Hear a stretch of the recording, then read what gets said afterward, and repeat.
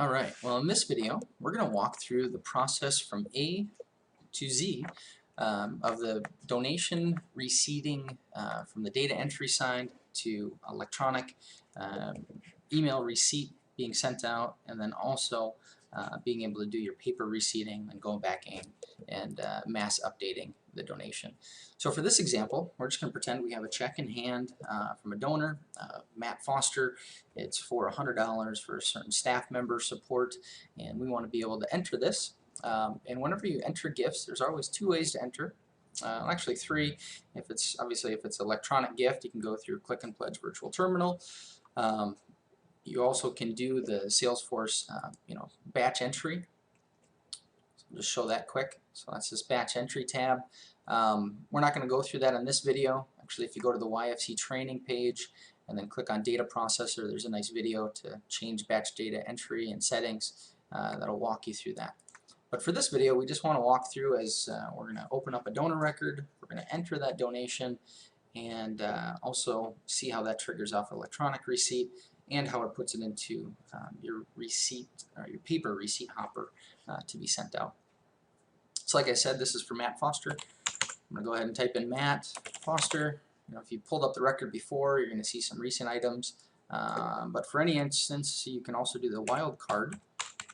Say you don't know how to spell the last name, you can put an asterisk sign. That's your wildcard mark to pull that up. So I pulled up anything with F-O-S-T-E. So I'm going to find the individual, Matt Foster. The reason why I like personally entering donations this way is because when you get a check in hand, it's some sort of response that a donor gave to you, and you can preview their record. Really can look at the entire relationship as a nice overview and glance on who they're related to, what are their organization affiliations, campaigns they've been part of, donations, and you really can do a little bit of a self-auditing. It's not always the fastest way to enter, but I think it's the most highest relationship touch that you can do when you enter a donation. So one thing you need to be aware of, the way people will be receipted, whether they're going to get electronic receipt or paper receipt, or maybe even not get any receipt, maybe they opt out to even get receipts, it's all based on this preferred receipt type here. So for Matt Foster, his preferred receipt type is both. So Salesforce looks at this field right here. This is a very important field. Both is going to trigger electronic and it's going to trigger paper. If you double click on here, you'll see electronic. So electronic will just trigger electronic. Paper will just trigger a paper. And obviously none will trigger nothing. We'll just let you enter the donation and not trigger anything to happen. So we're going to walk through the process of doing both here, and you'll see kind of understand how this takes place. So my recommendation is you scroll down the page, maybe you're looking over things, make sure their address is right. Maybe if they put something on their donation, please update my email receipt or my email address for communication. That's where you do it there, and you walk through. One thing I also want to note is all of these tabs up here, they're also the same thing as on the bottom. So you can enter a donation just by hovering over here, clicking New Donation, or you can scroll down to the bottom of the page, and all of those tabs are just reiterated right down here. Let's go ahead and click New Donation. When you click New Donation, it'll ask you what type. 99% of the time you're going to be doing a YFC donation. If it's a grant, in kind, or stock, that's pretty self-explanatory, and you can play with those as you like, but it's just going to pull up some different fields for tracking different information of those donation types. Click Continue. And then it's going to pull up the Enter a New Donation screen. So opportunity name, what I ask and suggest people to use opportunity name is what that donor is going to want to see on their donation receipt. So like I said, this was for a certain staff support person. So we'll just name it. It's a nice freehand column. I did this once before. So there's Malia Russell staff support. So it's just kind of give them the warm and fuzzies that you responded to where it's going and why it's going there, and it's going to merge really nice. Just scroll through, do what you need to do.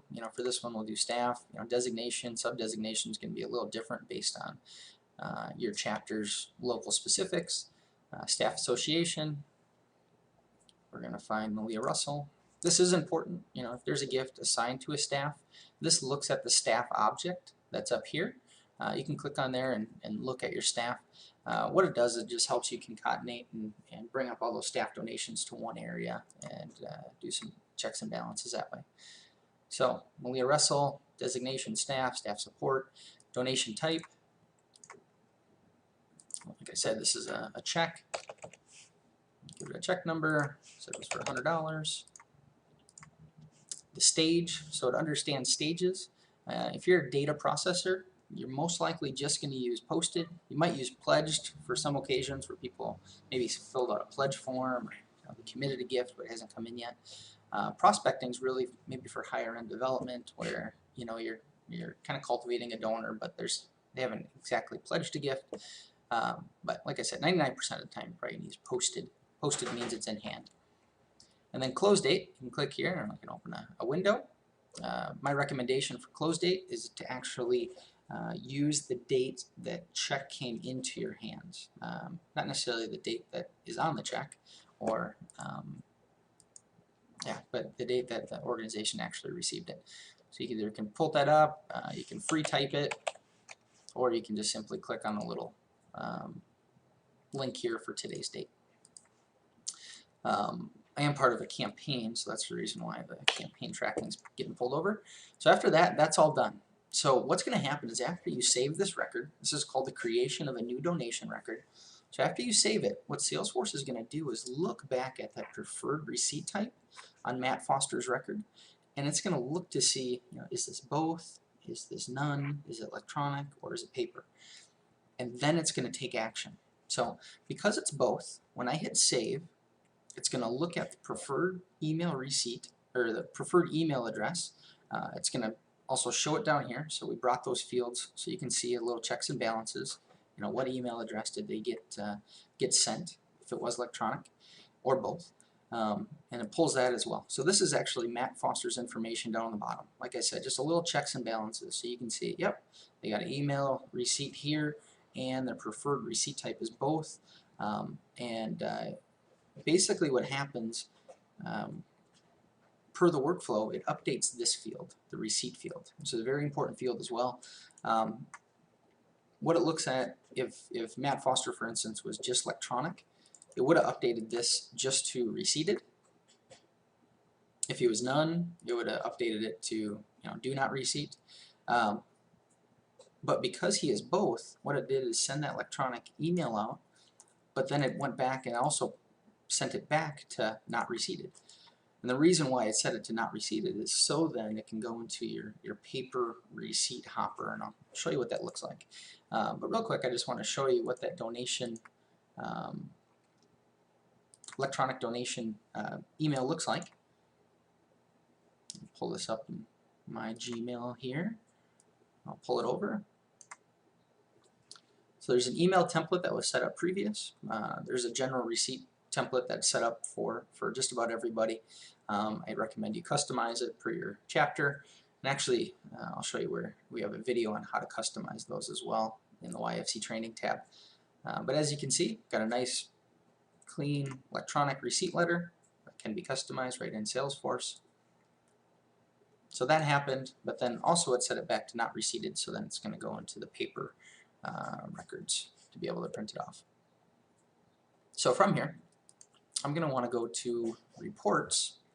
Well, let's back up one second. Per your chapter and per how you do your paper receipting, it's all different. Some chapters may do it every day. Some people might wait a week or two.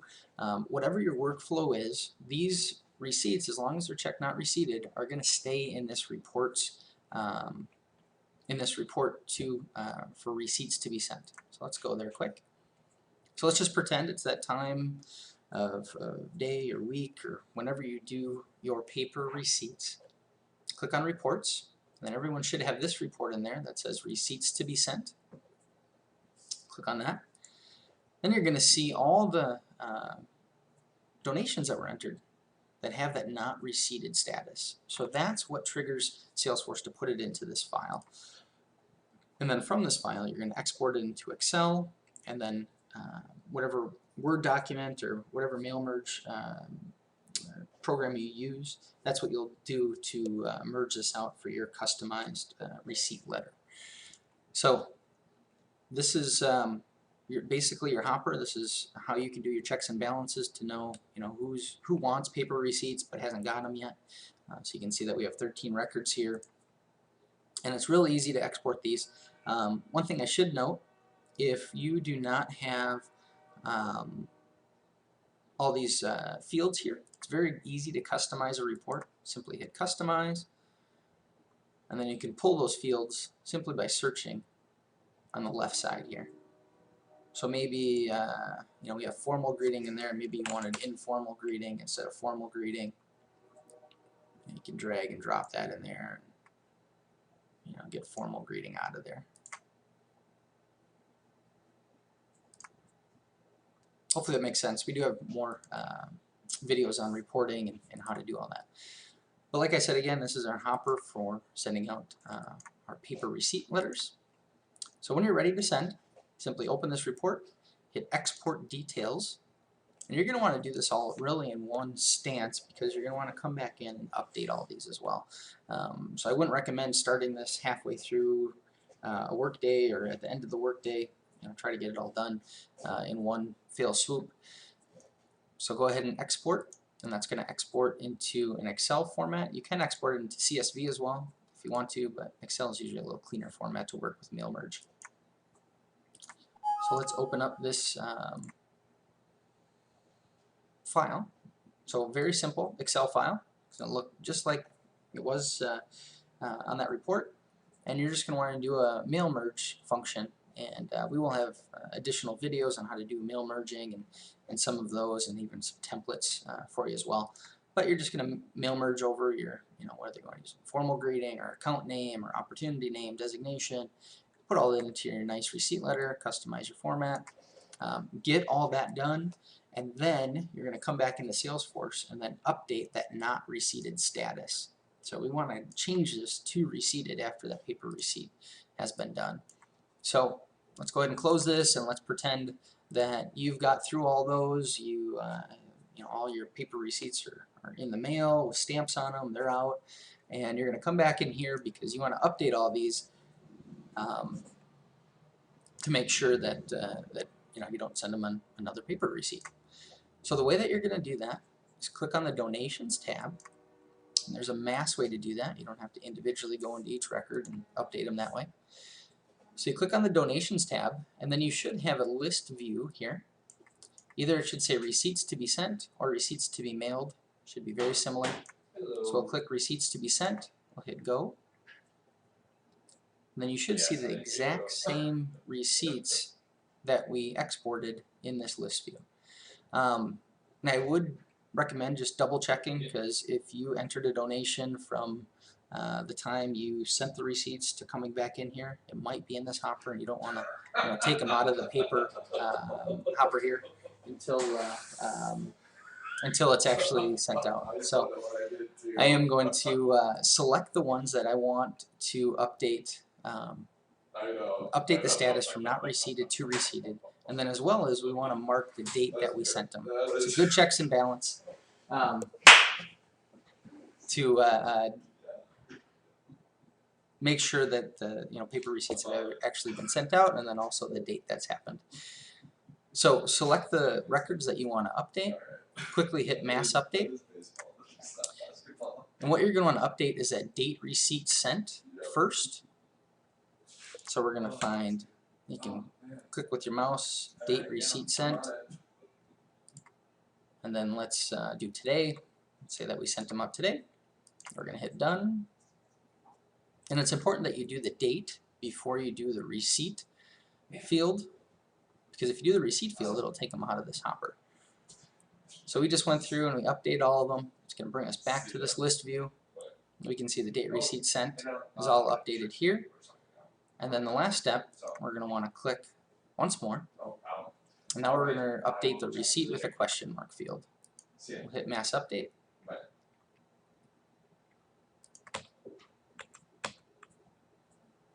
Select Receipt. And now we're going to select Receipted. Now when we hit done, it'll give us a warning up here, 13 records will be updated.